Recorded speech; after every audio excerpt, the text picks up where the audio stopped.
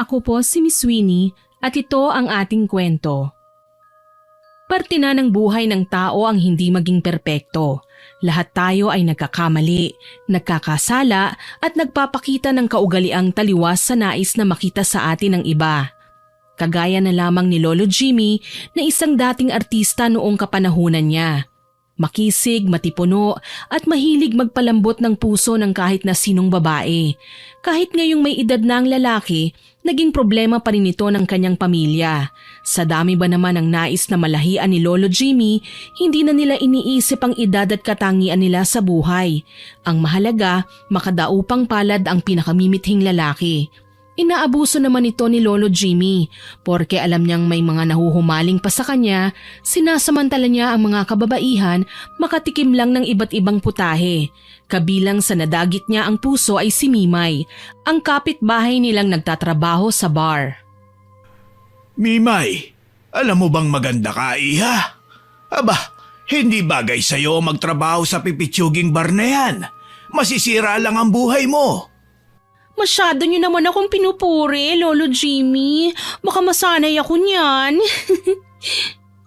Totoo naman ang sinasabi ko sa'yo, iha.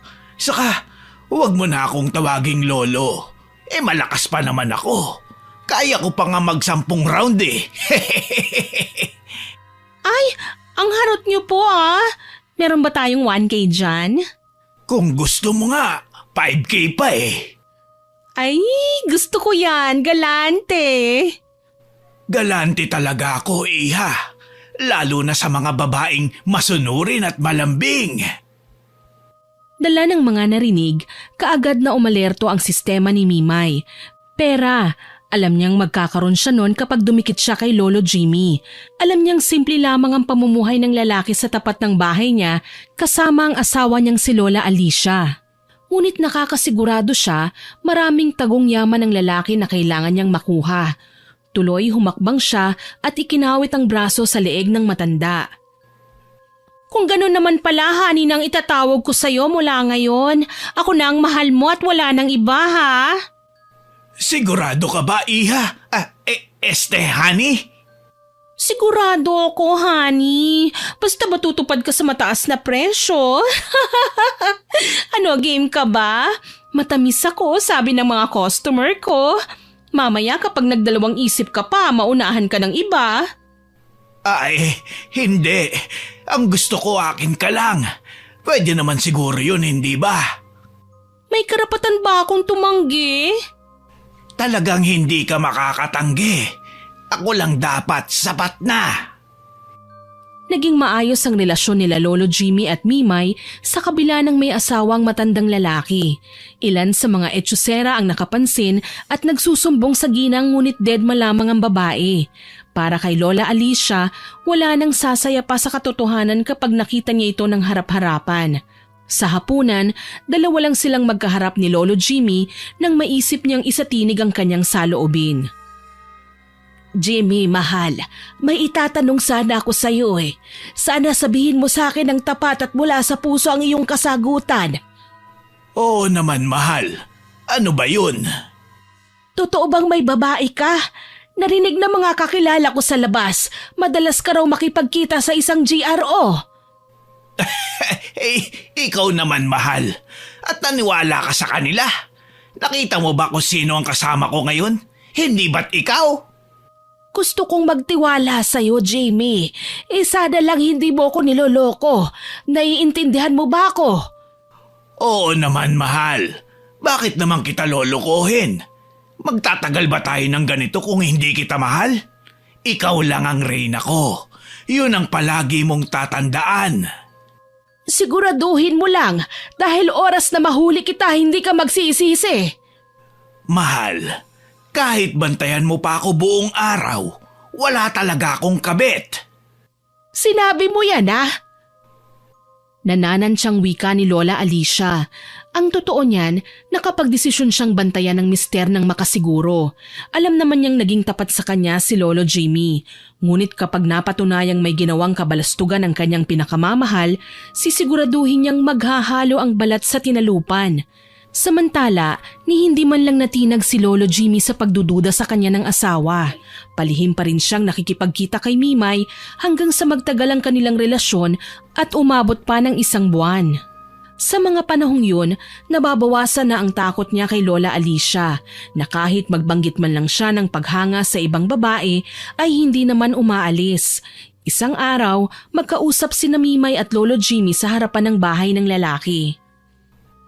Honey, Jimmy, kailan mo ba kasi ako patutuluyin sa bahay mo? 1 buwan na tayong mag-on, pero mailap ka pa rin sa akin. Aba, dapat ipakilala mo na ako sa pamilya mo. Ang hirap naman kasi ng ganito eh. Tago lang tayo ng tago. Hindi na tayo mga teenager, ano? Saka na, Honey Mimay. Alam mo naman na may matandang hukluban pa sa bahay eh. Ayoko naman na magkagulo. Kilalang sabungera dati ang asawa ko. Mamaya niyan eh, ikaw pa ang isabak niya sa labanan. Nasasabik na kasi kung masolo ka, Honey Jimmy. Kailan ba mangyayari yun? Aba, hindi naman deserve ng kagandahan ko ang paghintay ng matagal, ano? Huwag mong sabihin natatakot ka sa asawa mo. Paano naman ako? Abay darating din tayo dyan. Kailangan lang nating dahan-dahanin ang bawat eksena. Bakit kailangan pambagalan? Gusto ko nang mabilisan, honey. Yung nakakahingal, yung nakakagulat, yung bigla-biglang sumasabog. Huwag ka mag-alala. Kapag umalis si Alicia sa bahay, ikaw muna ang papalit sa kanya pansamantala bilang reyna. Talaga ha? Pangako mo yan ha? Alam mo naman na magtatampo ko kapag nalaman kong pinaasa mo lang ako.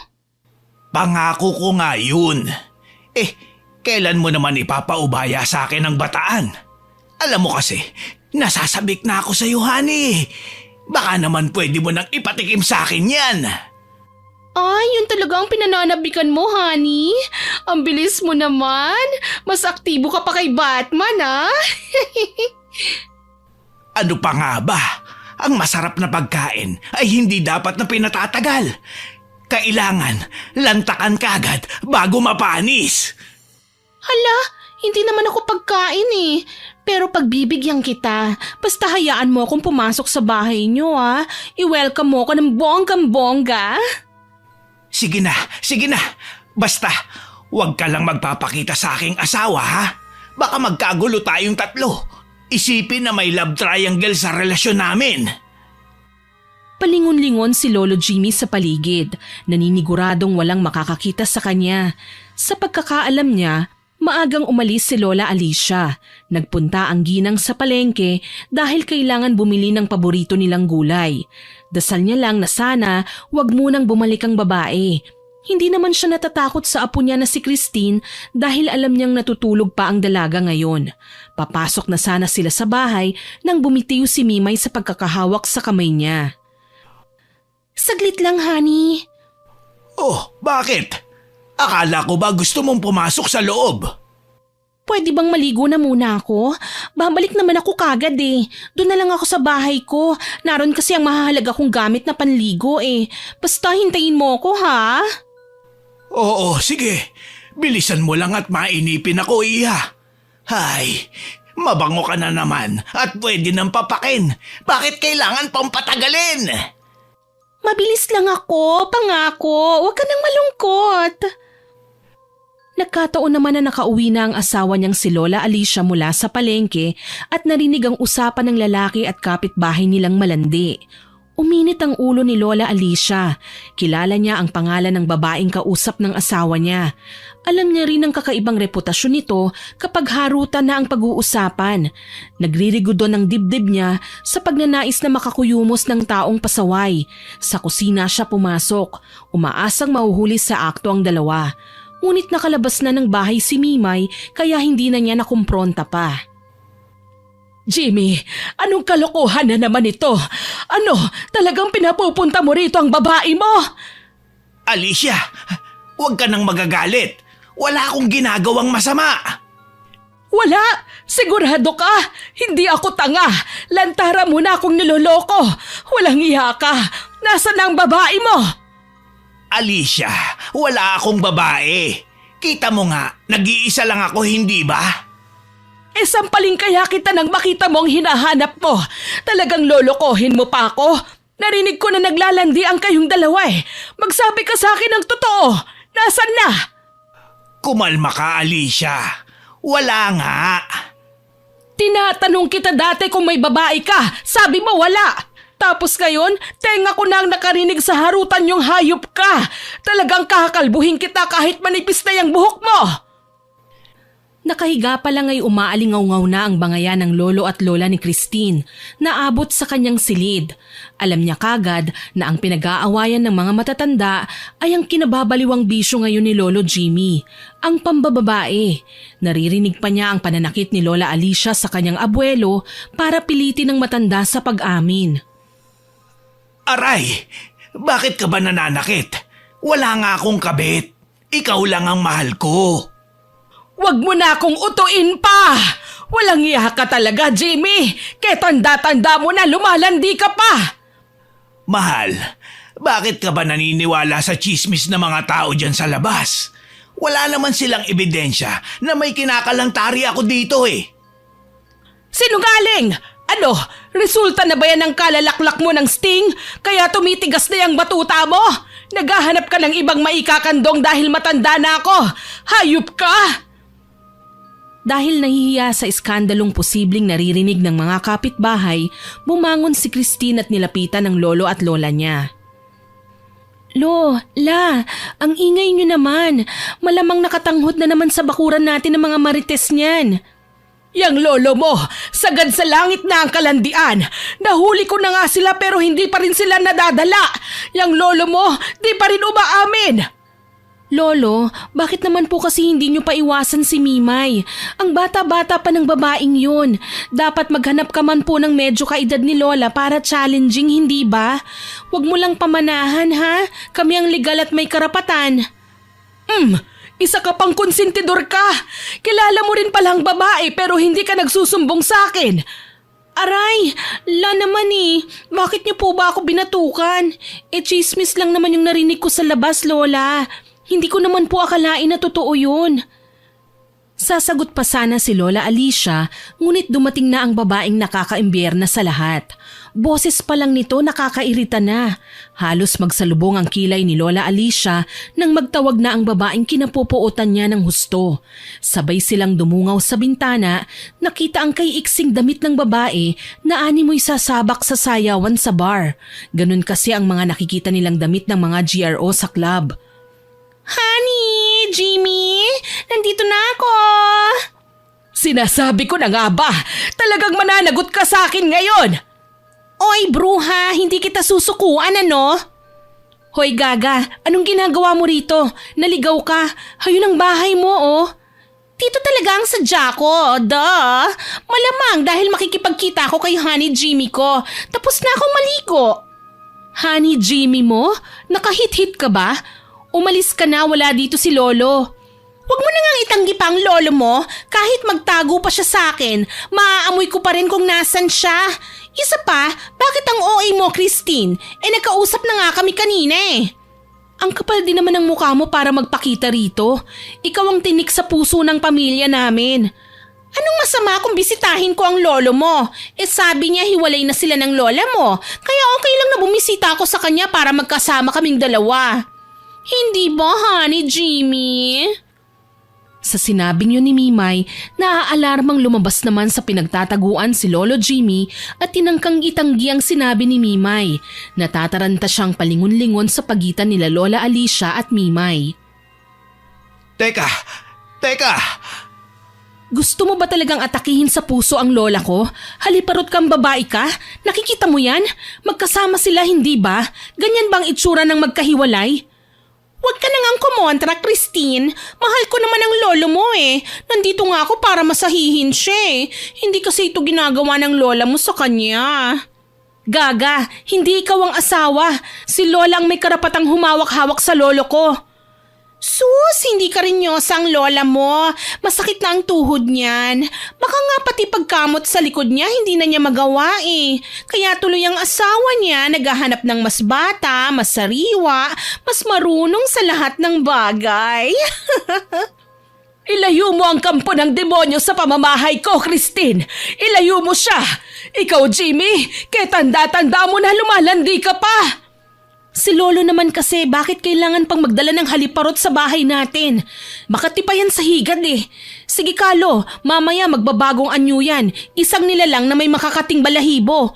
Halika na nga Lola, magpa-parlor tayo. Ipapakita natin sa malanding babae na yan na hindi ka kapalit-palit. Baliw ka ba? E di sa pamamahay ko gagawa ng milagro ang dalawa. Ang akin ay akin. Ang dami niyong arte. Ano na, honey? Talaga bang matatakot ka sa asawa mo? Hindi naman siya masarap. Pero ako, oras na matikman mo, hindi mo na makakalimutan. Mahal. Huwag mo nga akong tawaging mahal. Honey, paalisin mo na nga sila. Talipandas kang babae ka. Papatayin kita. Ako pa talagang itataboy mo. Gusto mong burahin ko yung mukha mo!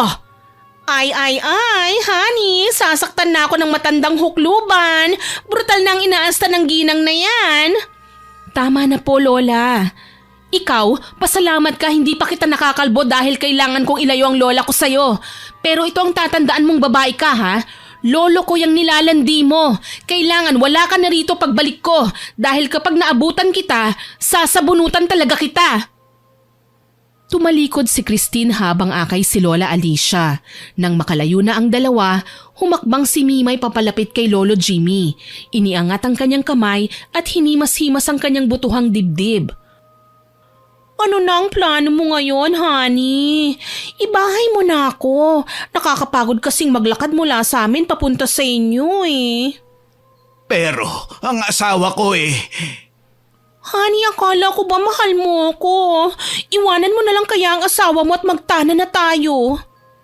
Oo, mahal kita Monay. Mimay. Pero hindi tayo pwedeng magtanan. Bakit hindi? Maganda ako, matipuno ka naman. Kasing payat mo si, Nahinto ang pagsasalita niya nang bumalik sa sala si Christine at sinamaan ng tingin si Mimay. Gigil na gigil niyang dinuro ang babae.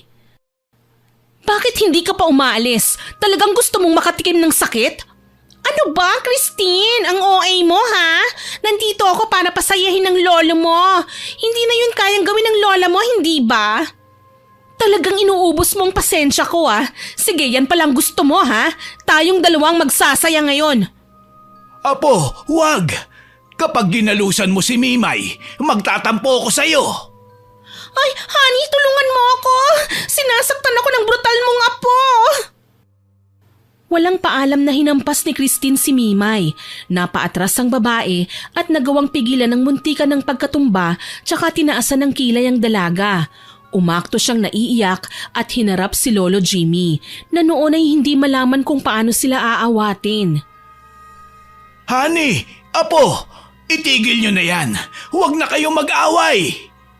Lo, wag kang makikialam. Ako na ang bahala sa malanding ito. Akala mo ba magpapatalo ako sa'yo? Pangit ka, maganda ako. Mas masisiyahan sa akin ang mga lalaki kesa sa'yo. Ano ba ang makukuha nila sa gusgusin na katulad mo? Ha? Ambisyosa?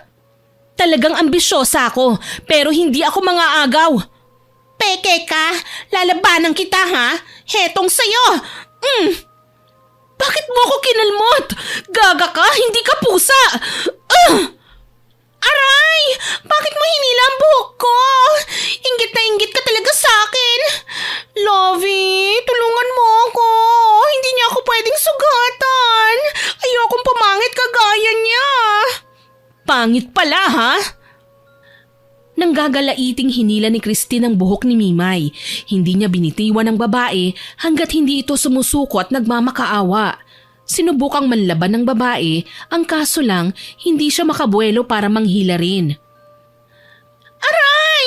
Masakit! Ano ba? Bitiwan mo ako, maldita ka! Hindi! Mamaya na kita bibitawan! Kailangan mong pumangit! Apo, bitawan mo na si Hani. Si Mimay. Maawa ka naman sa kanya, Apo. Ibang adventure naman ang gusto niyang gawin namin. Hindi giyera kagaya na ibinibigay mo sa kanya ngayon. Tsaka na lang natin gawin, honey, Mamamatay ako ng maaga sa kamay ng apo mo, eh. Lumayas ka na! Ipinagtulakan niya si Mimay palabas ng kanilang bahay. Sigurado, pagtatawanan ng babae kapag nakita ng mga marites dahil matinding bugbog ang inabot ng dalaga sa kanya. Hinarap kagad ni Christine ang lolo niya na silang dalawa na lamang. Ngising aso si Lolo Jimmy habang kakamot-kamot ng ulo. Lolo naman, sa dami ng babae si Mimay pa talaga? Hindi ka ba naaawa kay Lola? Apo, hindi mo ko maiintindihan dahil hindi ka kasing macho na kagaya ko. Aba, may pagkamacho kapag nalalaman ha, Lolo? Ibang klase ka rin, ano? Iha, intindihin mo naman ako. Kaya ako nilalapitan ni Mimay ay dahil pogi at matipuno ang lolo mo. Alam mo naman ang mga lalaki, kapag may mga babaeng humahanga sa pisikal nilang kaanyuhan, ay mas tumataas pa ang kumpiyansa nila sa sarili. Lolo naman, kahit ano pa ang rason mo, alam nating mali ang ginawa mo. Kawawa naman si Lola. Siguro nga po hindi kita sinasaway sa ginagawa mo. Pero nasasaktan po ako sa tuwing umiiyak si Lola ng mag-isa sa kwarto niyo. Palagi kong sinusuyo ang lola mo. Pero lagi niya akong ipinagtatabuyan. Lolo, kakausapin ko si Lola tungkol dyan. Basta hanggat maaari, huwag ka nang makikipaglapit sa Mimay na yan, ha? Kalimutan mo na siya. Sayang naman, Apo. Hindi ko pa siya nabibigyan ng first kiss, eh. Lolo, tigilan niyo na nga po yan, ha? Hindi niyo kilala si Mimay.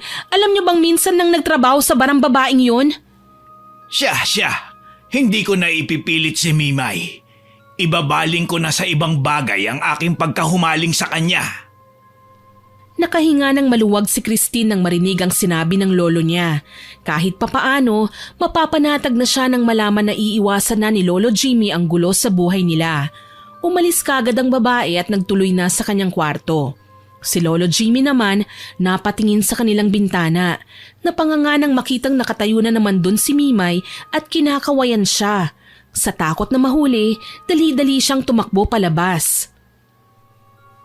Mimay? Honey, halika, lumabas ka! Anong ginagawa mo rito? Bakit ka bumalik? Honey, hindi naman kita pwedeng iwan na lang nang hindi na ibibigay ang request mo, ano? Tara na sa bahay, doon na lang tayo maglaro. Talaga? Sige, gusto ko yan. Nasaan na ba ang matandang hukluban?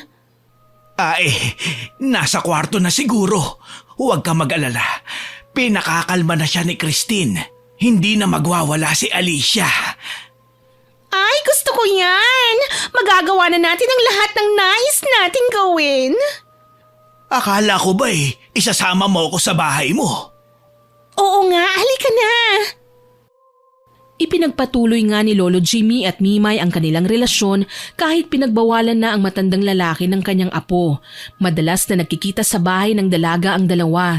Tuloy, hindi na maiwasan ni Christine ang mairita sa tuwing pinag-uusapan ng mga tao sa kanilang bayan si Mimay. Pinupuri kasi ang babae sa kabila ng reputasyon nito bilang isang kabit. Gigil na iniwan ni Christine ang kumpulan at nagmamadaling umuwi sa bahay. Nagulat siya nang maabutan ng kanyang lola Alicia na nag-eempake. Lola, anong ginagawa mo? Bakit mo nililigpit ang mga gamit mo? Magbabakasyon na muna ako, iha. Kailangan kong magpalamig. Alam mo na, kapag nagtagal ako rito, baka makalimot ako at may mapatay pa ako. Hay, si Mimay na naman po ito ano. Alam mo Lola, nanggigigil din ako sa malanding babaeng yon. Pero hindi ko hinangad na iwan si Lolo. Kapag ginawa kasi natin ito, baka mas magkaroon pa ng pagkakataon si Mimay na tumira rito. Gusto niyo po ba yon? Basta, gusto ko munang huminga at linawin ang aking isipan. Ikaw na ang bahala dito, ha? Bantayan mo ang lolo mo. Sakali ba na may gawin silang hindi maganda, alam mo na ang gagawin mo. Lola naman, ginawa pa akong gwardya. Apo, Hayaan mo na. Maliban sa lolo mo, ikaw lang ang tao dito sa ating bahay. Ikaw ang magiging tagapagtanggol ng pamilya natin. Kaya sige na, hayaan mo na akong umalis ha. Babalik rin naman ako. Diyos ko, paano kung dito na tumira ang kabit ni Lolo, Lola? Huwag mo akong gawing tagapagtanggol. Dapat ako nga ang pinagtatanggol eh. Matapang ka, Apo. Huwag mong hayaan ang pagiging babae natin ang magpahina sa'yo dahil madadaig ka ng lahat ng nagbabalak ng masama sa inyo. Matuto kang lumaban at ipaglaban ng tama. Hindi ko pa kasi kayang gawin yon para sa sarili ko ngayon. Wala siyang nagawa nang umalis nga si Lola Alicia ng bahay at dali-daling pumara ng taxi. Iisang lugar lang naman ang kanyang pupuntahan, sa probinsya kung saan nakatira ang isang lola ni Christine, ang nakababata nitong kapatid na si Lola Meli. Huminga ng malalim ang dalaga. Sa kanyang isipan, nagpapasalamat na rin siya na panandaliang lumayo ang kanyang lola. Magagawa na niya ng mas malaya ang kanyang binabalak na pagmamatsyag laban kay Mimay. 3 araw ang lumipas, nagising si Christine sa ingay ng ungol ng isang babae sa kabilang kwarto. Nagdududang bumalikwas siya ng bangon at walang ingay na naglakad palabas ng kanyang silid. Dumiretso siya sa pinanggagalingan ng ingay. Dadalawa lang sila ng lolo niya kaya nagtaka siya kung bakit may ibang boses na umaalingaw-ngaw sa ibang bahagi ng kabahayan. Tinunto niya ang silid ng abuelo. Pagbukas niya ng pinto, napamulagat siya. Nakapatong sa ibabaw ng nakahigang si Lolo Jimmy ang sumasayaw-sayaw na si Mimay, magulo ang buhok at hinahaplos ang matanda. Mga taksil! Lolo, talaga ba? Tinaasan niyo pa ang level ng kasalanan ninyo? Ang rurumi niyo! Ay, bakit ka naninilip? Lumabas ka! Honey, pagalitan mo nga yung apo mo. Istorbo! Ako pa ang istorbo? Sige, aabalahin na lang kita ng bonggang-bongga. Aray! Bakit mo ako sinabunutan? Sinisira mo ang bagong riban kong buhok, ha? Akala mo ba nakakatuwa ka? Papatayin kita! Bagong parlor ako, ano ba? Honey, oh! Apo, Christine, pabayaan mo na si Mimay. Huwag mo siya sasaktan, pakiusap. Talagang nakikiusap ka pa sa akin ngayon, Lolo? Para lang sa malanding yan? Ano bang pakialam mo? Ako na ang reyna sa bahay na ito. Ipinangako na yun sa akin ng honey ko, lalo na't naglayas ng matandang hukluban. Hindi matandang hukluban ang lola ko. Haliparot ka? Ang kati-kati mo? Pati lolo ko pinatulan mo? Wala ka nang magagawa ron. Isinuko ko na kay honey ang bataan ko. Kaya magagawa ko ng lahat ng naisin ko sa pamamahay na ito. Pangako kakalbuhin kita. Honey, huwag mong bigyan naman ang apo mong suwail ha. Lahat ng kayamanang meron ka, ako na ang bahalang mamahala. Ayos ka rin ano? Hindi mo pwedeng pakialaman ang pera ng lolo ko. Bakit ba? Hindi nga siya umaangal oh. Kasi kasama sa napagkasunduan naming bayad sa pagsuko ko ng pagkababae sa kanya ay ang pagkakatiwala niya sa akin ng mga ari-arian niya. Kaya kung ako sa'yo, maging masunurin ka na lang kung ayaw mong mapatalsik sa bahay na ito. Sagad na ang kasamaan mo, Mimay. Mula ngayon, hindi mo makukuha ang respeto ko. Christine, Apo, tama na yan. Huwag mong pagsalitaan ng masama si Mimay. Mahal ko siya. Pag-uusapan natin ito, Apo. Wala na tayong kailangan pag-usapan pa, Lolo. Hindi niyo ba nakikita? Pera lang ang minahal sa inyo ng babaeng yan. O baka nga may iba pang habol sa inyo yan eh. Apo, mahal ko si Mimay. Sa kanya ko lang nakita ang pagmamahal na dati na tikman ko kay Alicia. Ngayon, hindi na ako mahal ng lola mo. Mas mahalaga na lang sa kanya ang sarili niya. Hayaan mo na kami. Masaya naman ako sa piling niya. Hindi ko alam kung anong sasabihin ko, Lolo. Naguguluhan ako sa mga bagay na pinaggagawa niyo. Mahal kayo ni Lola. Hindi niyo lang tinatanggap dahil akala niyo wala na siyang pakialam sa inyo. Muli, sinugod niya si Mimay at nakipaghilahan ng buhok sa babae. Maging ang pag-aray nito, may kaartehan. Tuloy, gigil na gigil siya at hindi na maiwasang mas lalo pang sakta ng kabit ng lolo niya. Hindi nakaporma ang babae dahil hindi niya binibigyan ng pagkakataon. Kaso lang, nagulat siya nang sa isang iglap, naging mabalasik ang mga mata nito. Sumingasing at nagbabanta ang mga tingin. Ano, sasaktan mo ako? Sige, lalabanan kita. Hindi kita susukuan. Anong klaseng nilalang ka? Bakit? Anong nangyari? Ay, wala naman, honey. Nag-uusap lang kami ng pakialamera, oh. Hayop ka? Christine ang pangalan ko. Huwag ka na kasing umatungal. Kahit anong gawin mo, mananatili kang pakialamera. Gigil na muling inatake ni Christine si Mimay. Hindi na nagpatalo ang kabit. Agara na siyang lumaban at nakipagsagupaan sa babae. Nagulat siya nang mapansing napakalakas nito. Nagagawa siyang hawiin ng walang kahirap-hirap at hindi na niya mahulaan pang susunod na gagawin nito. Kinabahan siya at saglit na nahinto sa paggalaw. Muli niyang inatake ang babae pero tila ba hindi na niya magapi pa si Mimay. Hindi mo ako matatalo, Christine! Ikaw? Anong klaseng nilalang ka? Isa akong simpleng nilalang. Nananahimik ako pero sadyang sinusundan ng kapalaran na iniiwan ko na sana noon pa. Ngayon, lalabas ang tunay kong katauhan dahil sa pakikialam ng mga taong kagaya mo. Gaga, hindi kita inaano. Ikaw ang gumugulo sa buhay ng lolo at lola ko. Pero gusto ko ang lolo mo at wala ka nang magagawa pa sa bagay na yon. Honey, huwag ka nang magalit. Kakausapin ko ang aking apo, pangako. Huwag mo lang siya sasaktan. Huwag ka makikipag-away sa kanya. Oo naman, honey. Kaso lang nawalan na talaga ako ng gana eh. Ang mabuti pa, bukas na lang natin ipagpatuloy ang ginagawa natin, ha? Talaga ba? Hindi ka galit? Bakit naman ako magagalit sa'yo? O sige na nga, basta bukas magkikita tayo, ha? Sige, aagahan ko bukas. Pupuntahan kita. Kalokohan! Sana mamatay ka na! Christine! Nang makaalis si Mimay, galit na hinarap ni Christine ang lolo niya. Bakas ang matinding hinanakit sa kanyang mga mata. Sa mga sandaling yun, ayaw na niyang paawat sa mga gusto niyang sabihin sa kanyang abuelo. Bakit ganun, lolo? Sa halip na matakot ka at mag-alala dahil umalis si lola, parang natutuwa ka pa. Dinala mo pa talaga dito ang babae mo at kung makaasta, ani mo siyang reyna? Hayaan mo na, Iha. Paminsan-minsan lang naman ako sumasaya eh. Bigyan mo na lang ako ng pagkakataon. Ewan ko, lolo. Sa totoo lang, nawawalan na ako ng gana para intindihin kayo eh. Para kasing may masama lang talagang balak sa inyong babaeng yun. Apo, huwag kang ganyan. Kailan ka ba natutong humusga?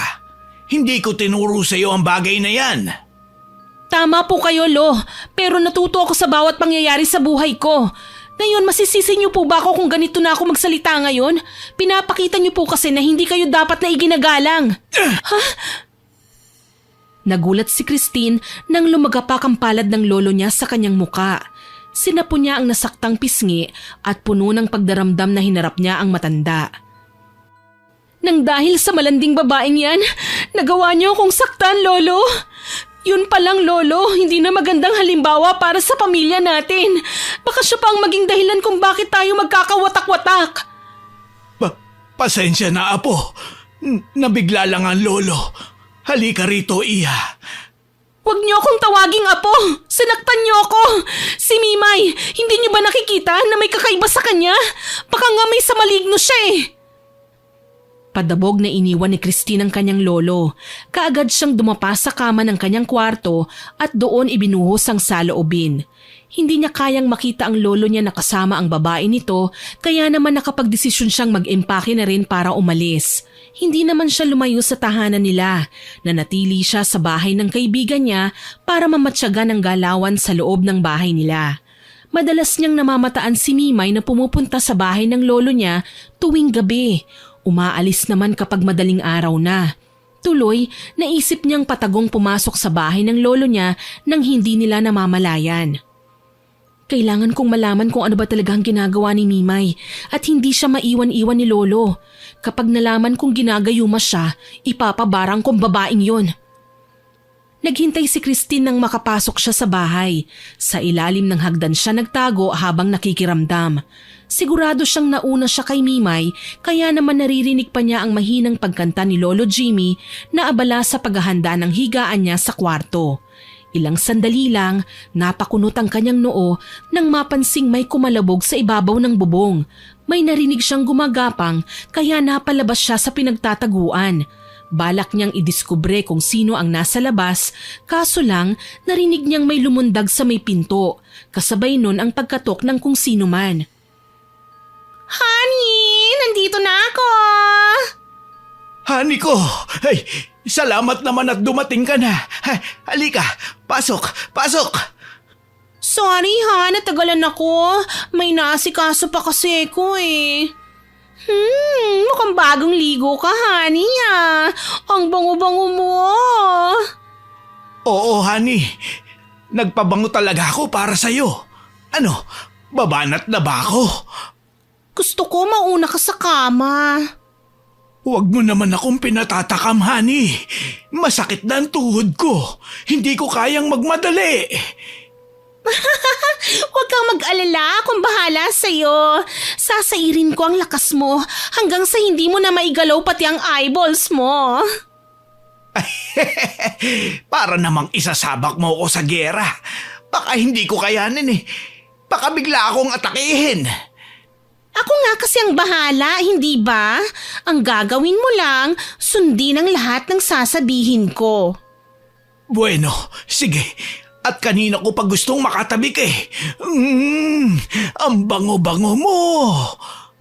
Ano ba, honey? Nakikiliti ako eh. Huwag mo naman masyadong idiin ang bigote mo. Iyan ang gusto ko. Ang nakikiliti habang kinakarinyo. Binubuking mo naman ako eh. Ano ba? Nahihiya tuloy ako. Bakit ka mahihiya? Tayong dalawa lang naman nandito. Sa isang sulok, nanlilisik ang mga matang pinagmasdan ni Christine ang lolo niya at ang babae nito. Gustong-gusto na niyang atakihin ang malanding kabit pero may pumipigil sa kanyang gawin yun. Maya-maya pa, nagtungo na ang dalawa sa kwarto sa itaas. Unang nahiga si Lolo Jimmy, pumaibabaw naman si Mimay. Gumiling-giling ang babae habang nakapatong sa matanda.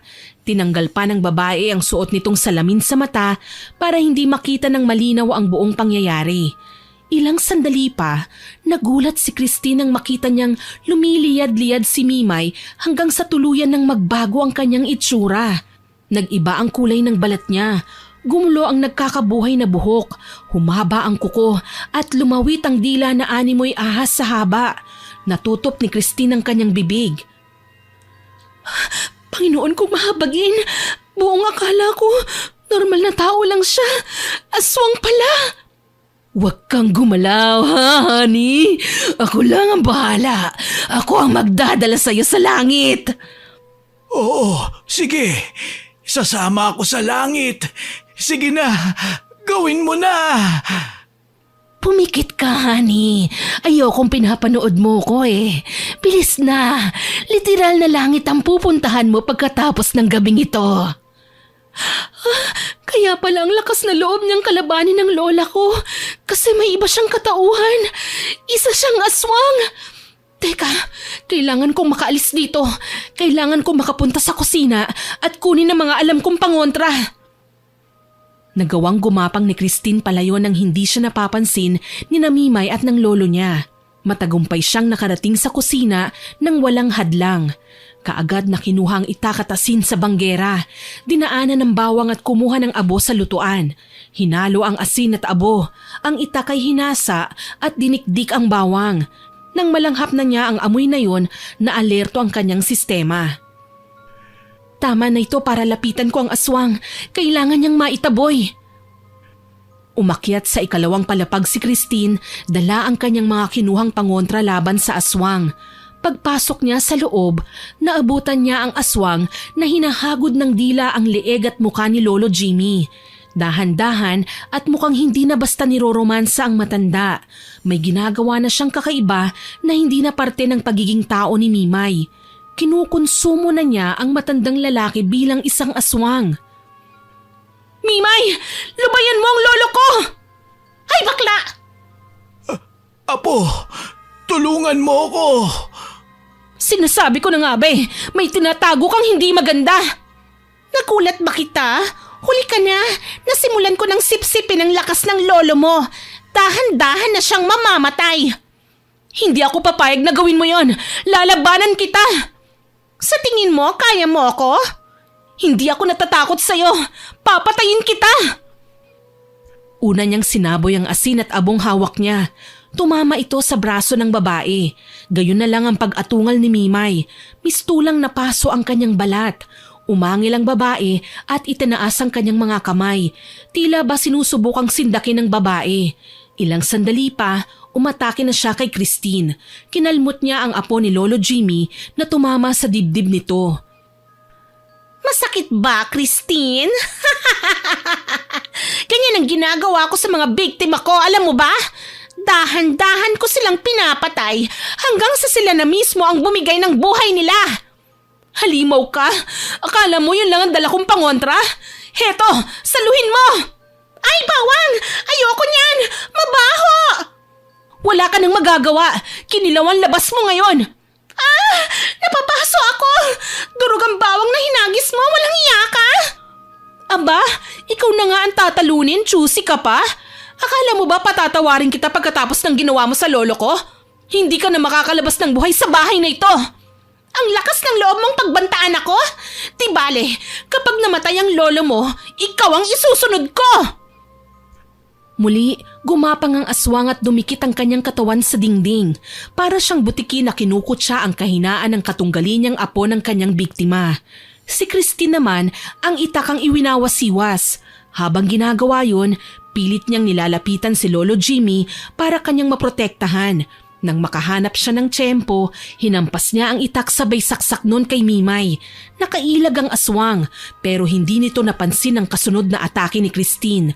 Muli siyang hinagisan ng dinurog na bawang. Sa pagkakataong ito, nagkanda sugat-sugat ang nilalang. Tila ba pinaglaruan siya ng pagkakataon. Tuloy hindi na nag-aksaya ng panahon si Mimay. Kaagad siyang tumakas. Hahabulin pa sana siya ni Christine, ngunit hindi na niya naabutan dala ng tumalo ng babae sa bintana. Binalingan niya ang kanyang lolo ng tingin. Namumutla ang matanda. Lo, anong nararamdaman mo? Nangihina ako, Iha. Tila hinugot ang lakas ko. Kailangan ko kayong dalhin sa ospital, Lolo. Hindi pwedeng ganito. Kasalanan ko to eh. Hindi ko kayo dapat iniwanan. Wala kang kasalanan, Iha. Ako ang may problema. Hinayaan ko si Mimay na makapasok sa buhay ko. Hindi ko man lang siya kinilala. Nangyari na ang nangyari, Lolo. Ang kailangan lang natin, isipin ng mali at gawing aral ito sa buhay natin. Pasensya na. Pati ikaw ay nalagay sa alanganin, apo ko. Matapos ang pag-uusap nilang yon, dinala ni Christine si Lolo Jimmy sa ospital. Kailangan niyang magpa-check up, ngunit may mas malala pang nangyayari sa kanya. Kinailangan niyang manatili sa ospital para sa karagdagang pagsusuri. Mabuti na lang, nag-iisang lalaki na umuuko pa siya sa kwartong yon sa pagamutan. Nababantayan ni Christine ng maigi. Iniisip niyang maglagay ng pangontra dahil baka balikan ni Mimay ang matanda. Natulala si Lolo Jimmy dahil sa nangyari. Naging mailap ang matandang lalaki, madalas nakatingin sa mga bintana, natatakot na baka may makita siyang hindi maganda. Wala namang magawa si Christine kundi aluin ang lolo niya at ipaliwanag na nasa mataong lugar sila at hindi basta-bastang maaatake ni Mimay sa ospital. Lolo, matulog na po kayo ha. Halina kayo sa kama niyo. Huwag kayong mag-alala at babantayan ko kayo. Mamaya kakausapin ko ang doktor niyo. Hihingi po ako ng update kung ano ang sitwasyon ng kalagayan niyo. Ayokong matulog. Nandyan na siya. Papatayin niya ako. Uubusin niya ang dugo ko hanggang sa wala nang matira. Natatakot na ako. Hindi siya makakalapit sa inyo, Lolo. Nandito po ako. Isa pa, lalagyan ko mamaya ng pangontra ang lahat ng bawat sulok ng silid ninyo, kaya wala kayong dapat na ipag-alala. Nakita ko. Nagbagong anyo siya. Naging halimaw. Kaya po natin siyang labanan, Lolo. Tatawagan ko si Lola at pababalikin ko na rito para may magbantay sa inyo. Si Alicia, galit siya sa akin, Apo. Huwag po kayong mag-alala. Lumipas na ang galit ni Lola. Sigurado namimiss na rin niya kayo ngayon. Hayaan niyo po, papunta na si Aling Matea, ang mananambal. Ipapatawas ko kayo para malaman natin kung anong mga karamdaman ba ang ginawa sa'yo ng aswang na yun kaya kayo nagkasakit. Salamat, Apo. Napakabuti mo. Hindi mo ako sinukuan. Wala po yun, Lolo. Gagawin ko naman po ang lahat, gumaling lang kayo. Naghintay sila ng ilang oras at nakarinig ng katok mula sa pinto. Sinalubong kagad ni Christine ang bisita. Bumungad sa pagbukas niya ng pinto ang mananambal na si Aling Matea. Magandang araw, Aling Matea. Magandang araw. Nasaan ang lolo mo? Nasa kama po. May nalalanghap akong masama sa kwarto na ito. Mukhang tinatakan na ng aswang ang lolo mo, Christine. Siguradong babalikan niya si Mang Jimmy. Ano hong gagawin ko para layuan niya si Lolo? Kailangan mo siyang labanan. Nakahanda ako, Aling Matea. Hindi ako papayag na sirain niya ang pamilya namin. Bago pa man makagalaw ang dalawa, gayon na lang ang gulat nila Christine at Aling Matea nang pabalyang bumukas ang pinto at kaagad nilang nakita si Mimay na nasa anyong tao na naman. Gigil na hinarang ni Christine ang kanyang katawan para pigilan ng babae na makatuloy, ngunit malandi lang siyang tinawanan ni Mimay. Siyang aswang, Aling Matea! Kailangan siyang maitaboy! Siyang gumagambala sa lolo ko! Ang pangontra, nasa hawak kong bayong. Teka lang at kukunin ko. At ano namang kadramahan ito? Sa akalahan niyo ba, tatablan ako ng kakayahang meron ng pipitsuging mananambal na kinuha mo, ha, Christine? Wag mo akong husgahan. Hindi mo alam kung ano ang kaya kong gawin sa'yo. Talaga? Kaso lang, hindi naman ako natatakot sa inyo eh. Oh honey, nandito na ako. Miss na kita. Nakahanda ka na ba sa second session natin ng sipsipan? Paakyat na ako. Mamamatay muna ako bago mo atakihin ang lolo ko. Kinuha na ni Christine ang buntot pagi na inaabot ni Aling Matea. Makailang beses niya itong hinampas sa sahig, tila ba pinapakita sa aswang na talagang nakakawasak yun ng balat oras na tumama ito sa kanya. Hindi ka kaya iiyak kapag tinamaan ka nito? Bago mo magawa yan, mamamatay muna ang lolo mo! Sa isang iglap, kumaripas ng takbo si Mimay at tinumbok ang kwarto ni Lolo Jimmy. Nangangatal naman sa takot na sumunod kagad si Christine. Pagbukas niya ng pinto, nakita niya ang babae na nakakubabaw na naman sa kanyang lolo kaya ganun na lang ang pagsisisigaw niya. Ang daya mo naman, honey. Akala ko ba mahal mo ko? Nang dahil lang sa nalaman mong katauhan ko, natakot ka na sa akin? Binigay ko naman sa'yo ang lahat Hindi. Ayoko sa'yo, maawa ka. Kailangan ko ang asawa ko. Maawa? Ikaw ang hindi naawa sa akin. Hayok ka sa laman. Hindi mo inisip na para na akong apo mo pero lantaran mo akong nilalandi. Gaga, ikaw ang lumandi sa lolo ko. Inaswang mo siya mula sa lola ko. Christine, tama na ang dada. Ihampas mo na yan sa kanya. Walang nagawa ang babae kundi ang ihampas ang buntot pagi sa katawan ni Mimay. Kay lakas ng naging atungal niya, nakakabingi at nakakasindak. Napatakip sila sa tenga ng umungol ang aswang. Ah! Ang sakit! Bakit mo ako hinampas? Magbabayad ka sa ginawa mo! Kung pwede nga lang patayin na kita eh. Heto pa, tanggapin mo! Hayop ka! Gaganti ako sa'yo! Sige, ihampas mo. Huwag kang titigil hanggat hindi siya nanghihina. Oras na mabawasan ang lakas niya, hindi na siya makakalaban pa. Isasagawa ko naman ang orasyon para sa pagbawi ng lakas na kinuha ng aswang sa lolo mo. Muli, hinagupit ni Christine ang babae.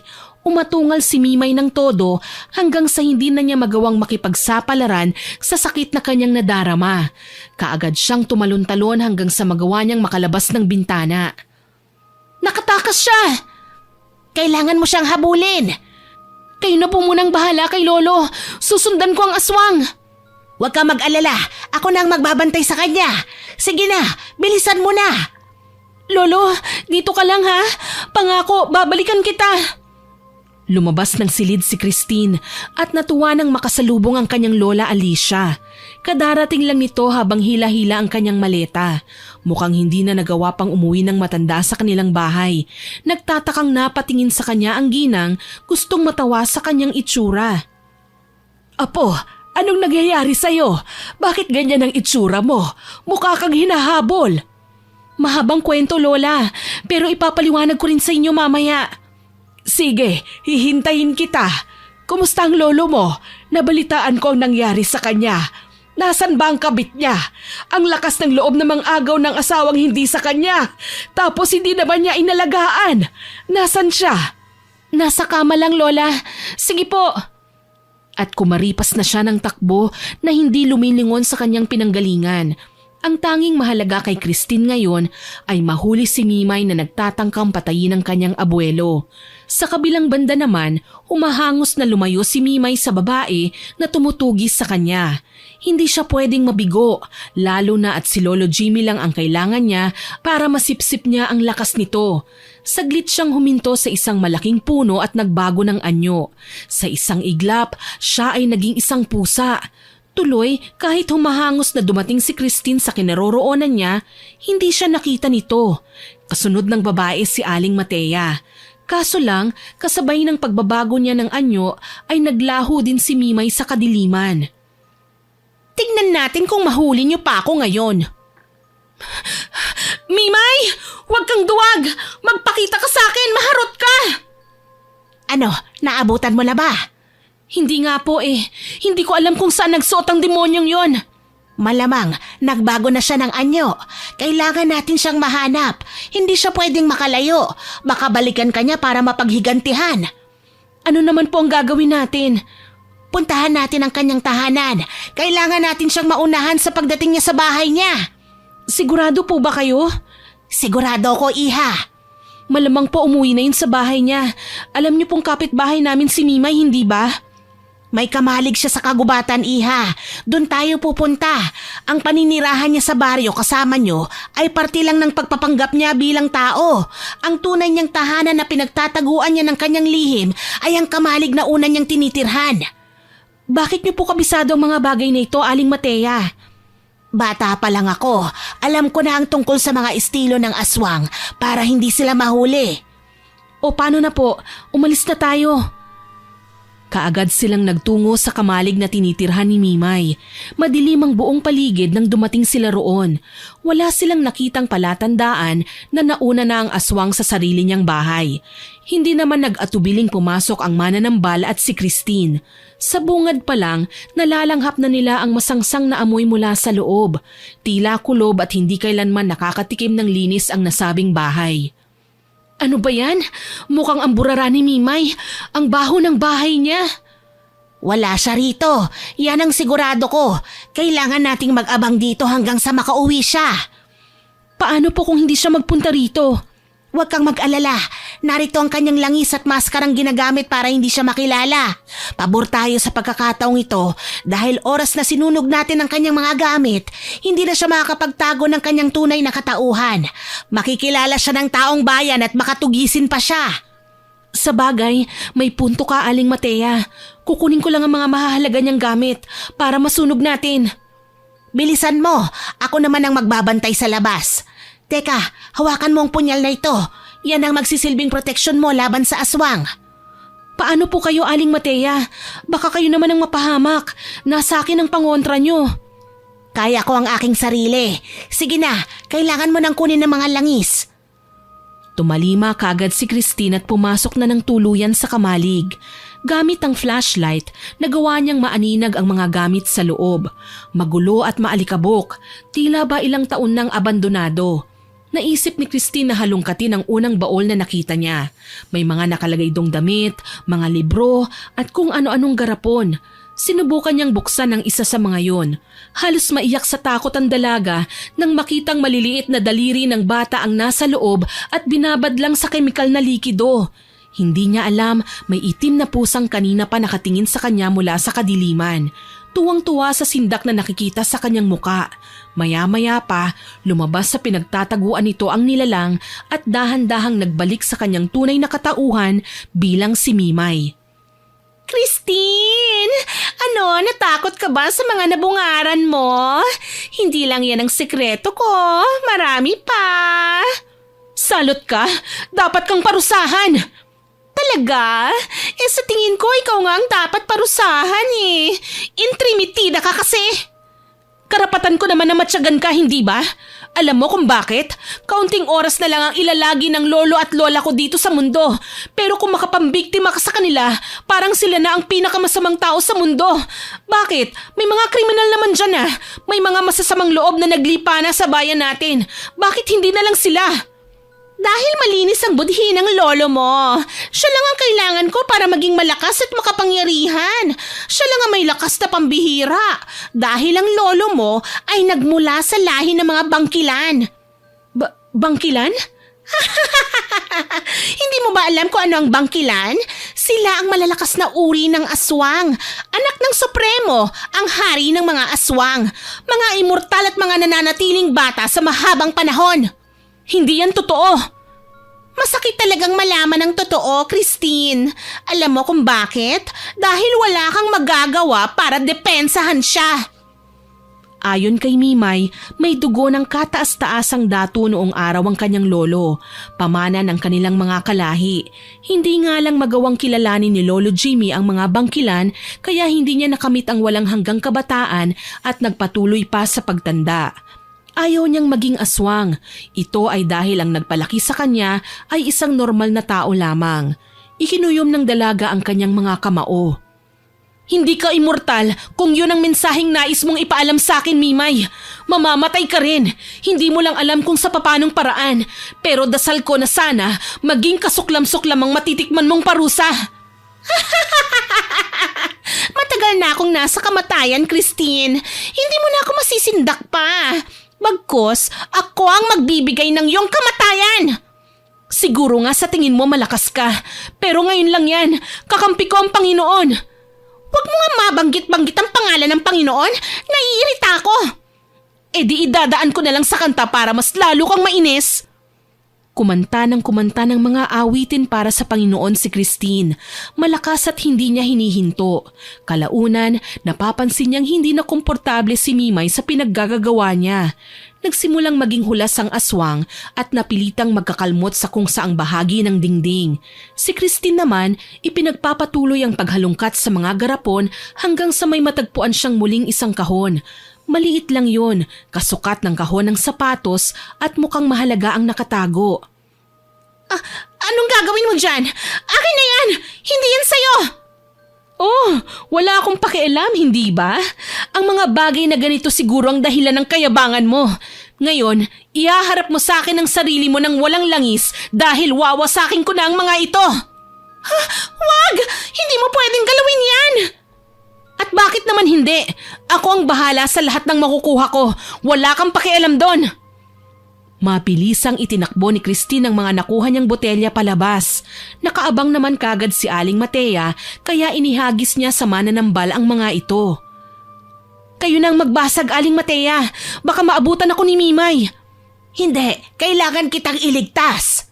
Kaya ko na po ang sarili ko. Kahit papano naman nakapag-aral ako kung paano depensa ng aking sarili. Kaya alam ko ang magiging galaw ko na makakatalo sa mabangis na aswang. Huwag ka mag-alala. Babalikan kita. Anong pinaplano niyong gawin? Pabagsakin ako? Sa tingin niyo ba kaya niyong gawin sa akin yon? Ha! Nagkakamali kayo! Muli, nagbago na naman ang anyo ni Mimay. Naging isang mabalasik na nilalangan dalaga at may mapupulang mga mata. Sa isang iglap, sumugod ang aswang sa kanya. Iwinasiwas ang mga kuko at sinubukan siyang sugatan. Mabuti na lang, hawak niya ang tansong punyal na iniabot sa kanya ng mananambal kanina. Ginamit niya ito para labanan ng aswang. Inatake niya ang nilalang at ipinakita ang kanyang kakayahan. Kalaunan, pareho na silang naglalaban ng mabilisan. Pipitsuging tao ka lang! Wala ka namang lakas mula sa lolo mo! Mahina ka! Mahina man ako sa iyong paningin, pero mautak naman ako ng higit sa inaasahan mo. Mautak? Nahuli mo lang kami ni Jimmy sa akto.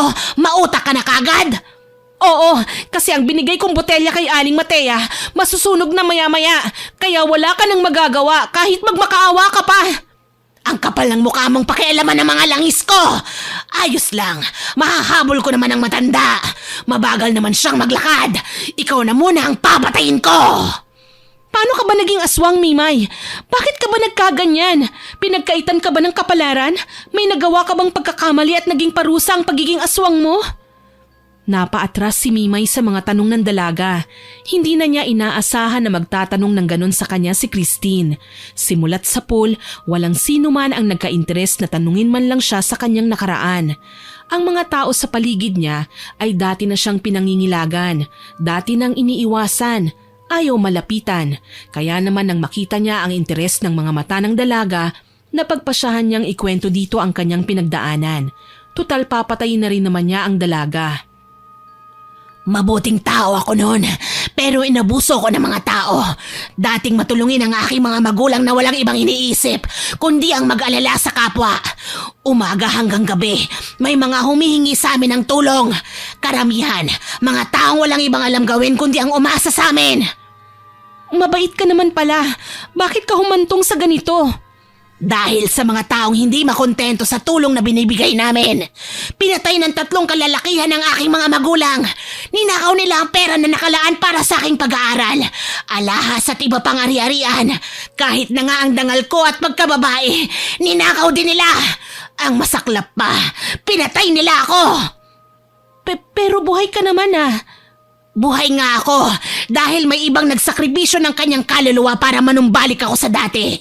Isang nangihinang aswang ang nakita ang buong pangyayari. Gustuhin man niyang tumulong, hindi na niya magawa. Sugatan siya mula sa walang katapusang sagupaan. Ngunit kakaiba ang pag-along ginawa niya sa akin. Inalagaan ka niya sigurado. Hindi, pero binigay niya sa akin ang mutya ng pagkaaswang para ako ay mabuhay. Kaya narito ako ngayon dahil nais kong gumanti sa mga taong nagkasala sa pamilya ko. Pero bakit dinamay mo si Lolo? Wala naman siyang kasalanan sa'yo. Wala nga, pero may lakas siyang hindi na niya pinakikinabangan. At yun ang nais kong kunin mula sa kanya. Napailing si Christine. Hindi niya alam kung paano iintindihin ng maluwag sa kanyang dibdib ang buong pangyayari. Naguguluhan siya. Baka nga may magagawa siya para tulungan ang babae. Para naman wag na nitong pakialaman ng lolo niya. Bago pa man makahakbang si Mimay papalapit sa kanya, dumating naman si Lolo Jimmy kasama si Lola Alicia at Aling Matea. Kilala ko ang mga taong tinutukoy mo, Mimay. Sila ang aking kinikilalang ama at ang mga kaibigan niya. Subalit wala na sila sa mundo. Matagal ng panahon. Wala nang silbi ang paghihiganti mo. Hindi yan totoo. Kailangan silang mamatay sa mga kamay ko. Hindi pa nakakamit ng aking mga magulang ang hustisya. Makinig ka sa sinasabi ni Lolo Mimay. Hindi siya kailanman magsisinungaling sa'yo. Ah, talaga? Nangiinsulto ka ba? Nagawa nga niyang magsinungaling sa asawa niya eh. Total naman, tatay niya ang nagkasala sa akin. Ang kasalanan ng puno, pagdurusahan din ang bunga. Mamamatay kayong lahat! Wag! Lola! Nagulat ang lahat ng isangga ni Lola Alicia ang kanyang katawan sa matatalas na kuko ni Mimay. Sa halip na si Lolo Jimmy ang masaktan at mamatay, si Lola Alicia ang nagsakripisyo. Duguan siyang bumagsak sa lupa habang patuloy sa pagbulwak ang kanyang sariwang dugo mula sa sugat. Mahal! Bakit mo ginawa yun? Hindi pa ako nakakabawi sa'yo. Sana, hinayaan mo na lang akong mamatay. Tutal naman nagkasala ako sa'yo. Hindi umiikot ang mundo sa ganoon, Jimmy. Minsan, kailangan magsakripisyo para maipakita sa pamilya niya kung gaano sila kahalaga. Pero bakit ikaw pa ang kailangan magsakripisyo? Bakit ikaw, mahal ko? Yan ang tunay na pagdurusa. Mamamatay ka sa sama ng loob, Jimmy. Parang awa mo na, Mimay. Huwag ang asawa ko. Ako na lang. Lo, ang mga kagaya ni Mimay ay hindi tao kung mag-isip. Siya ay isang demonyo. Ilang beses na din siyang pumatay ng tao. Bakit kailangan kang magmakaawa sa kanya? Ang langis, Christine. Yun ang solusyon. Kapag ginamit niyo ang langis, gagaling ang sugat ng lola mo at lilipat ito sa aswang na siyang may gawa nun. Huwag niyong pakialaman ang langis ko! Iniabot ni Aling Matea ang langis na pagmamayari ni Mimay kay Christine. Buti na lang, hindi pa nila ito tuluyang nasusunog. Habang patakbo kasi kanina ang mananambal, nakasalubong niya sa daan ng mag-asawa na hinahanap ang kanilang apo. Binuksan ng dalaga ang takip at umalingasaw kaagad ang nangangamoy na panis na laway mula sa loob. Simpleng langis lang ang laman ngunit nararamdaman ni Christine na may kakaiba. Ipapahid ko ba ito sa sugat ni Lola, Aling Matea? Kung kailangan mong ibuhos ang laman, Iha, gawin mo. Yan ang solusyon. Gawin mo na, Apo. Hindi pwedeng mawala sa akin ang lola mo. Hindi maaari, Jimmy. Paano naman ako? Akala ko ba mahal mo ko? Patawarin mo ko, Mimay. Lumitaw man ang katotohanan na hindi ka kasing bata ng iniisip ko. Hindi ko matanggap na pinagtangkaan mo ang buhay ko.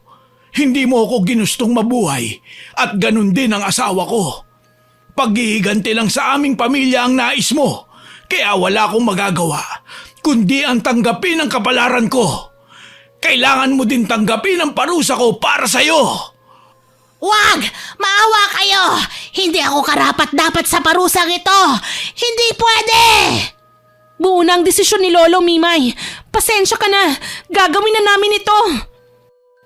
Umatungal ng kay lakas si Mimay nang maibuhos ang langis sa sugat ni Lola Alicia. Nagulat ang lahat ng dahan-dahan na naghihilom ang sugat nito sa katawan. Ang balat nitong nagsisimula ng mamutla ay nagkakaroon na ng kulay na tila ba hudyat sa pagbabalik ng sigla sa katawan ni Lola Alicia. Samantala, natulala naman si Mimay. Halos ilubog na niya ang sarili sa kahihiyan. Walang nagmamahal sa kanya. Kahit pa maging isa siyang kabit, hindi pa rin sapat para maging kamahal-mahal siya. Nagpalit-anyo na rin siya sa pagiging tao. Nagsisimula ng igawad ang kanyang parusa. Ang dati ng masigla, malakas at maganda niyang katawan, unti-unti nang nalulusaw, nanunumbalik sa totoo niyang edad na mas matanda pa kay Lolo Jimmy. Bumabata lang naman siya dahil sinisipsip niya ang enerhiya, lakas at dugo ng kanyang biktima. Isang aswang na may pagkakahawig sa danag, na tanging dugo lamang ang kasiyahan. Dala ng kawalan ng pag-asa, bumagsak siya sa lupa. Lumipat na sa katawan ni Mimay ang sumpa. Nasa kanya na ang sugat. Napakasama ninyo. Hindi nyo man lang ako binigyan ng pagkakataon na mabuhay. Matikman ang saya ng humihinga at hindi nakakaramdam ng sakit. Puro kayo sakim. Mali ka, Mimay. Binigyan ka ng Panginoon ng pagkakataon, pero sinayang mo. Mas pinili mong maghanap ng mga taong gagantihan dahil lang nasira ang buhay mo. Tandaan mo, Mimay, nasira lang ang buhay mo. Kaya pang ayusin. Hindi kagaya ng mga taong tinanggalan mo na ng kaligayahan, ng mga taong pumanaw ng kay saklap sa iyong mga kamay. Wala kayong karapatan. Akin ang buhay ko. Akin ang langis. Tama na, Mimay. Huwag mo nang palalain ang kasalanan mo. Christine, Iha, nagkakamalay ng lola mo. Salamat, Panginoon. Marami pong salamat. Si Mimay. Isang malakas na ungol ang pinakawalan ni Mimay na abot yata hanggang sa kabilang barangay. Ang kanyang katawan na kanina lang ay nangunot dahil sa pagbabalik niya sa tunay na katandaan, nagsimula namang magliyab at maglagablab. Sinubukan niyang humingi ng tulong, umaasa na makakaligtas pa sa sakunang kanyang kinahaharap. Ngunit nanatili lang na nakatingin sa kanya ang lahat. Dahan-dahan na siyang natutupok, Iha. Kailangan mong iligpit ang kanyang apo at haluan ng asin kapag nangyari yon. Mabisang pangontra sa aswang ang abo ng kapwa nila na siguradong magpapaliyab din sa kanila oras na masabuyan. Tatandaan ko po yon, Aling Matea. Mahal ko, Alicia, halika. Bumangon ka. Aalalayan kita.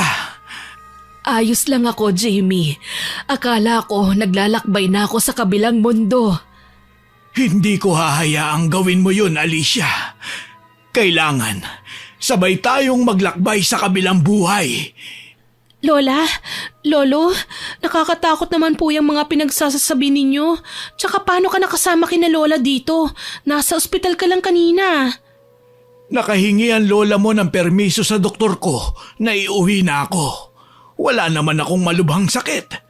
Nanghina lang ako dahil sa aking mga pinagdaraanan noong nakaraang araw. Ikaw naman kasi Lolo hinayaan yung makalapit si Mimay sa inyo. Aswang palang babaeng yun. Kinabahan tuloy ako na baka kunin niya kayo at tuluyan na kayong biktimahin. Hindi mangyayari yun dahil nariyan kayo ng lola mo para ipagtanggol ako. Basta Lolo, wag niyo na pong uulitin yun Ayokong nakikita kayo nag-aaway ni Lola. Masama po yun. Tsaka ayokong nasasaktan si Lola dahil pinagsiselos niyo. Tatandaan ko yan, Apo. Mahal na mahal ko ang lola mo. Pasensya na kung hinaluan ko ng paglalaro ang aming pagsasama. Sorry, mahal. Sana mapatawad mo ako. Pinatatawad na kita, aking Jimmy. Christine, isama mo na ang lolo at lola mo. Kailangan nating makauwi sa bahay ninyo. Bakit mukhang balisa kayo, Aling Matea? Hindi biro ang ginawang sigaw ni Mimay kanina nang tuluyan na siyang maglagablab. Ito ay senyales ng pagtatawag sa mga kapwa niya aswang. Siguradong ilan sa kanila ay pupunta sa labas ng bahay niyo para tugisin kayo. Ano pong gagawin natin? Maghahanda tayo. Hindi ko alam kung aatake rin ba sila, pero mas mainam na yung nakahanda ang ating mga pangontra. Kung ganun, sige na. Umuwi na tayo. Kailangan natin magtago. Umuwi kagad sina Christine, ang lolo at lola niya, maging ang mananambal na si Aling Matea. Naging abala sila sa mga susunod na oras. Naghanda sila ng bawang, asin at katas ng kalamansi. Hinasa ang mga patalim kagaya ng kutsilyo, itak at punyal. Wala silang inaksayang oras. Lahat ng pwede nilang pangontra sa mga aswang para magawa nilang itaboy ang mga kamag-anak ni Mimay. Pagkatapos ng kanilang ginawa, pinagpahinga ni Christine ang kanyang lolo at lola. Siya na at si Aling Matea ang naghintay para makasagupa ang mga aswang na nagbabalak sa kanila ng masama. Ilang sandali pa, napalingon sa kanya ang mananambal. Naririnig ko na ang huni ng mga aswang. Ang kanilang presensya papalapit na. Kailangan nating bantayan ang bawat sulok. Hindi sila pwedeng makapasok sa loob ng bahay. Kinakabahan ako, Aling Matea. Paano kapag marami pala sila at tapos hindi natin sila kaya? Huwag kang matakot, Iha. Hindi lahat ng aswang literal na umaatake. Minsan nakikiramdam lang ang mga aswang. Tsaka lang sila aatake kapag sa tingin nila kailangan masupil ang taong pumatay sa kalahi nila. Sana po hayaan na muna nila tayo. Alam ko naman na may kasalanan din kami kasi hinayaan naming mamatay si Mimay. Kahit naging kabit siya ni Lolo, magagawa namin siyang iwasan. Huwag mong alalahanin yon, Iha. Magtiwala lang tayo sa Panginoon. Alam kong ililigtas niya tayo. Nakiramdam sila hanggang sa mapansing may mabibigat na yapak sa ibabaw ng kanilang bubungan. Tila ba inaamoy ang paligid, sinusuri kung nasaan ang kanilang sadya. Ilang sandali pa, may kumalmot sa dingding at kumatok sa pinto. Babaeng kaboses ni Mimay. Aling Matea, may kumakatok! Shh! Huwag kang matakot. Hindi ka dapat na matakot. Kaya natin ang lahat ng ito. Malay natin umalis na sila kagad. Christine, Iha, bakit gising pa kayo? Alo, anong ginagawa niyo rito? Hindi na po sana kayo lumabas ng silid. Kami na po ang bahalang manatili rito. Pero Apo, hindi kasi ako makatulog Ganito na lang po, Lo. Kung hindi pa po kayo makatulog, sige po, bantayan niyo na lang po si Lola. Ako na ang makikipag-usap kay Aling Matea tungkol sa gagawing pangontra. Sige, Iha. Salamat. Paano? Babalik na ako sa aking kwarto. Sige po, Lolo. Basta huwag kayong mag-alala sa akin, ha? Ayos lang po ako rito. Pagkaalis ng matanda, muling nakiramdam si Lolo Jimmy. Napakunot ang noo ni Christine dahil wala rin naman siyang naririnig na ingay mula sa labas. Wala na ang kumakatok, ang ingay ng pagkalmot o ang kung sino mang gumagapang sa bubong. Tahimik na. Nagpasya si Christine na silipin sa bintana. Nagulat siya nang makita ang mga nilalang na kanya-kanya sa pagsisipulasan. Nagtatakang napalingon si Christine kay Aling Matea. Bakit kaya sila aalis? Saan sila pupunta? Mukhang palayo na sila, Aling Matea. Tama ka, Iha. Huwag kang mag-alala. Yun na ang una at huling pananakot nila sa atin. Nararamdaman kong paalis na sila pabalik sa kanilang pinanggalingan. Salamat naman po kung ganun. Lalayuan na nila tayo. Marahil, nararamdaman nilang mabuti tayong tao kaya hindi na rin sila nakialam pa. Para sa kanila, tapos na ang pagtatangka nilang pagtugi sa mga kagaya ninyo. Apo, hindi talaga ako makatulog eh. Pero di bali na lang. Si Lola Alicia mo na ang nagsabi na pwede ko kayong samahan dito. Ay, magkape raw tayo. Gusto ko yan. Masarap ang kape sa madaling araw. Sa bagay, malapit na pong mag-umaga. Wala nang masama kung humarap tayo sa bagong bukas na masaya at magaan ng kalooban. Tama. Ipinagmamalaki din kita, aking apo. Napakatapang mong hinarap ang lahat ng nais na bumuwag sa ating pamilya. Abay, dinaig mo pa ako ha. Salamat at hindi mo kami sinukuan. Pamilya tayo, Lolo. Walang sino man ang kailangang umatras. Pinapangako ko po yan. Mananatili tayong masaya at malapit sa isa't isa. Masaya ako, apo. Sobra. Salamat din sa'yo, Matea. Pangako, magbabago na ako. Napaiyak sa tuwa si Christine. Hindi siya makapaniwala sa mga bagay na pwede nilang maranasan. Naging masalimuot man ang naging buhay nila, alam niyang dahan-dahan na itong magbabago. Wala na ang masamang si Mimay, wala na rin ang kaguluhan na madalas niyang katakutan. Naway nagustuhan niyo ang aking ibinahaging kwento. Hanggang sa muli, ako po si Miss Winnie na nagpapasalamat sa inyong pakikinig.